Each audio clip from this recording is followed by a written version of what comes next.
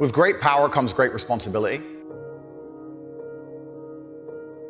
My content existed because I tried my very hardest to be an absolute and utter realist, especially with uncomfortable truths. I was pointing out that very uncomfortable. Is that a truth? It's an uncomfortable truth in many parts of the world. It's not a truth that I'm happy about. I don't want to be seen as a negative influence in the world. I know that there's a whole bunch of men. I get thousands of emails a week from men whose lives I've saved. I get thousands of emails a week from men who are on the verge of suicide and I've saved their lives. I believe in protecting and providing. I've been misunderstood. I don't want anybody to be offended by anything I say. I want to be a positive force in the world. I don't want anybody to hear what I say and make them feel bad about themselves. I want all people to live righteous and good, whether they're male or female. I think righteous is living true to your heart and knowing that you're doing good by people, not snaking anybody, not lying to anybody. I know I live a very righteous life. The government is not capable of helping the poor.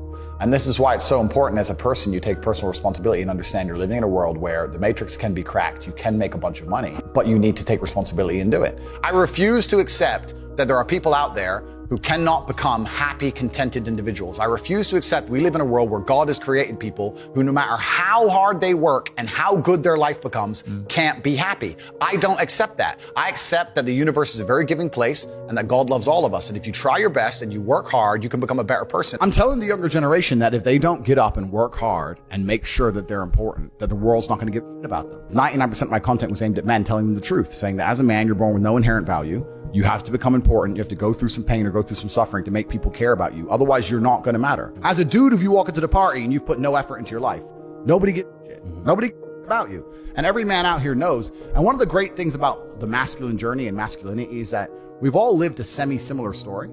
It's kind of cool. Like, we've all been the teenager, gets heartbroken. We've all been unimportant. We've all worked hard and then starting to get some clout. And then we've all kind of lived the same kind of journey. So I say to everybody out there, yeah, if you don't follow that path and follow that journey and one way or another get to the top, whether it's fighting, whether it's comedy, whether it's musician, whatever it is, if you're just going to stay somewhere near the bottom and then at the age of 44, email me saying I'm depressed, well, of course you're depressed. Yeah. But that was your choice because you have to build yourself as a man. And if you decide not to build yourself, then your life's going to suck. My main message is to resist the slave mind, to understand that every single thing you're being told has an agenda behind it or you wouldn't be told it otherwise, to examine every strongly held belief you have and try and identify where it comes from and why you have it. I sit and argue with people, I discuss things with people, and they so fervently believe a point. And I say, why do you believe that so much? Like, do you have personal experience? No, but I saw the news. The news told you X, and now you are desperate. You will sit here for hours arguing that point. A lot of people are completely empty vessels ready to be programmed. And I try and tell people, listen, to just stop for a second and understand that the things they're telling you to believe are not necessarily for your benefit. The people who make the rules don't make the rules for the benefit of everybody. They make the rules for the benefit of the people who make the rules of the game. So telling people to resist a slave mind and just be critical thinkers, keep their brain open, pay attention to things, be perspicacious, that's the general theme. And it doesn't matter whether you're left, right, liberal, man, woman, etc. It's just think for yourself. That's the general message. I believe men and women are a beautiful union. I think we're slightly different, but when we work together, we're the most powerful force in the world. And I certainly believe that men and women, when they work together, it's the most beautiful force on the planet. So of course I believe in men and women. Of course I believe in love. Of course I believe in marriage. Of course I believe in family. Okay. I believe in marriage in the traditional sense. I believe a man has a duty to stand up and be a real man. I believe that the problem with the world today that we are facing is that not enough men are sticking to the age-old ways of masculinity. I believe that me standing up and saying a man must protect a woman and provide for her, so he needs to make sure that she's safe. He needs a degree of authority. I believe women are sovereign individuals and they can make any choice they so desire. I think that it's important that we remember that a man has a duty. I think I certainly in my relationship have a financial responsibility to provide for my woman. My woman would never have to work unless she wanted to because I'm the kind of person who works hard enough. And I'll make another point that needs to be said. The number of women who have stood up and stuck up for me is ignored.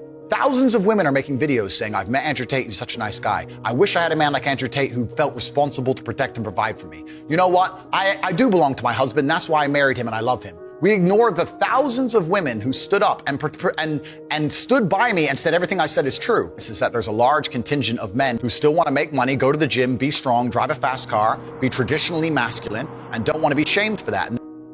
I believe that feeling depressed is real. I don't believe depression as a clinical disease is real. No. I think PTSD is very real. Unfortunately, I have some friends who suffer from that. I know that feeling depressed is real.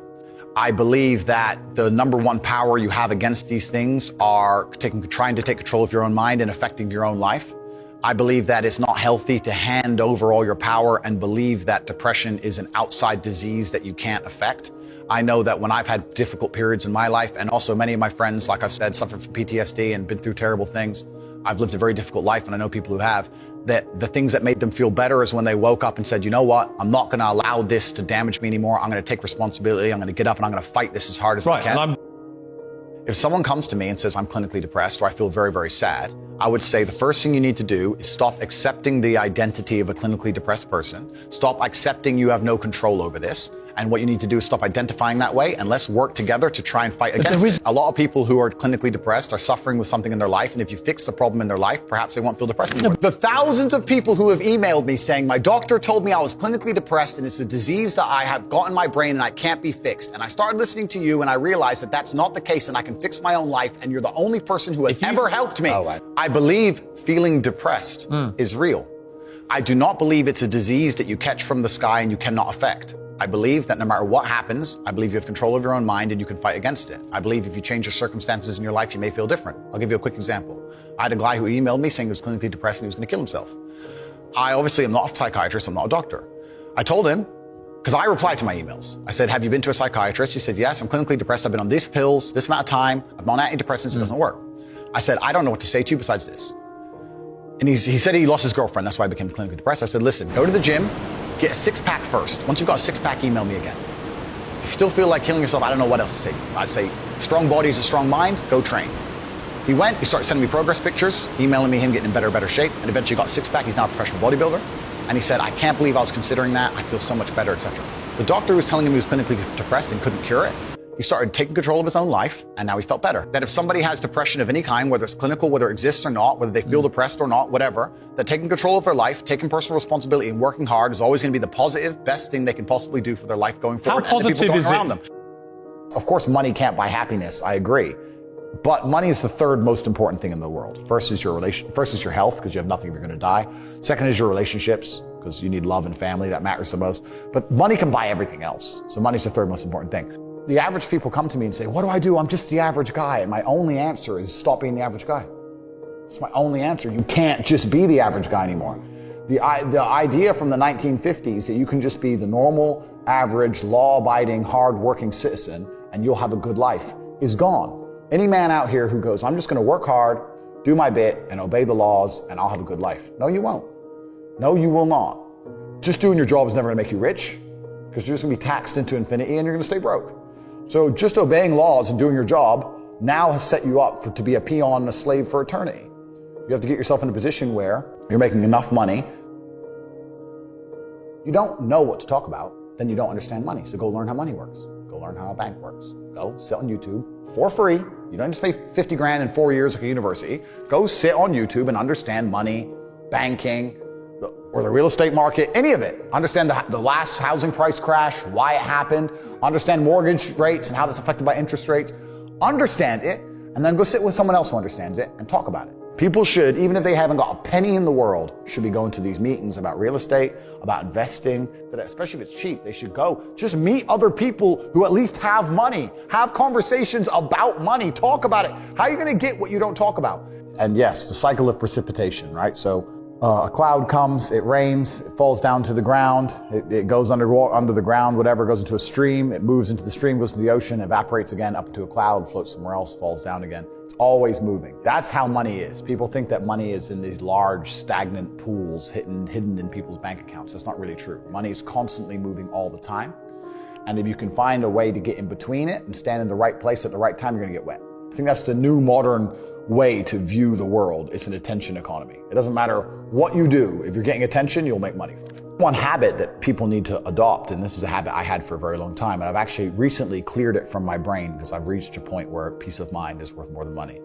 But every single time money is spent, you need to identify how your money was taken from you. And I say taken because money can't be made.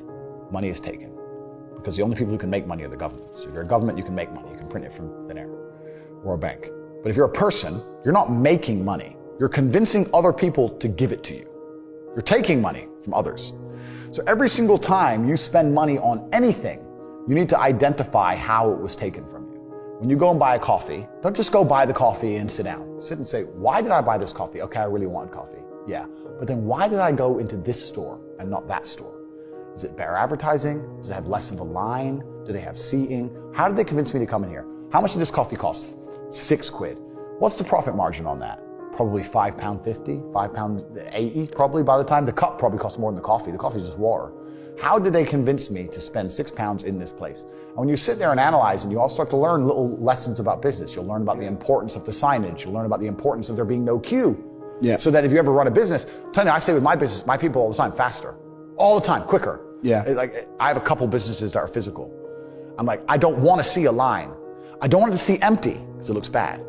So when there's lines, you work fast. When we're down to 1 or 2 people, you take your time, you talk to the customer. Right. You keep it so there's like always one person at the thing. Like manage the line. Like people don't think about this stuff. No one's going to sit and wait in a long queue. Maybe some idiots will, but people like me won't. We've got shit to do, right? My time's worth money. I'm not going to stand and wait in a line. So you have to identify how your money is taken from you. If you start doing that with every single time you spend anything ever, you're going to start to identify business opportunities, and you're going to sit there and you're going to have coffee and you're going to go, you know what? They could have sold cake and they didn't.